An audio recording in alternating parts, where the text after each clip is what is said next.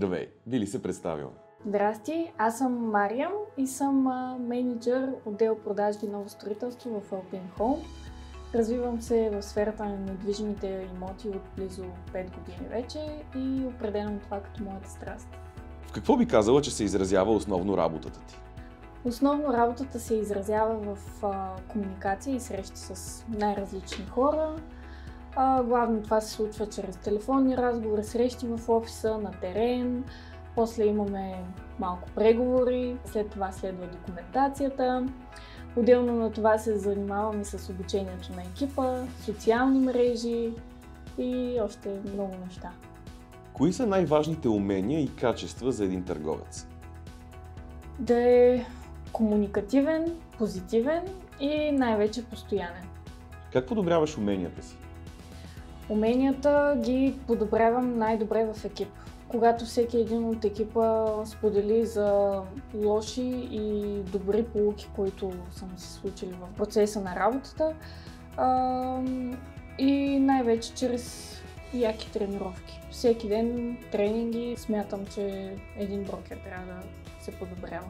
Как ти помага компанията, за да вършиш най-добре работата си? Най-вече ми помага чрез силната реклама. По този начин не се налага толкова често аз да търся хората, а те търсят нас.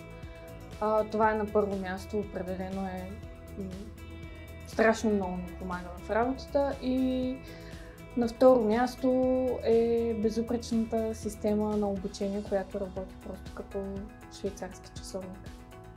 Кое те привлече в тази индустрия, в тази компания и какво те задържа тук?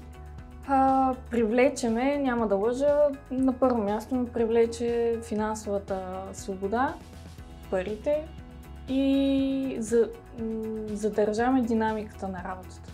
Това, че един с един ден не си приличат. Не е тайна, че компанията се стреми да бъде лидер в индустрията.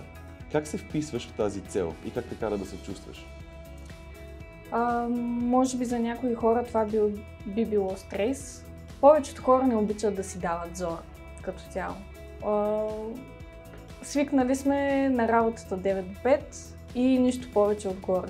Да правим толкова, за колкото ни се плаща. В моята работа аз съм свикнала да получавам толкова, колкото съм си изкарала. И в крайна сметка това, че и компанията отделно на това се опитва да ни подобри всячески, ми помага чисто аз да се развивам, оттам да идват и успехите, оттам да идват и паричните облаги и всички неща са навързани едно за друго. Смятам, че тази ценност на компанията ми пасва перфектно. Какво би посъветвала тези, които също биха искали да се развият в тази сфера? Да имат безусловна вяра в себе си, в ментора си, в компанията, в която работят, да се заобграждат с хора, които са по-добри от тях и са по-успешни от тях.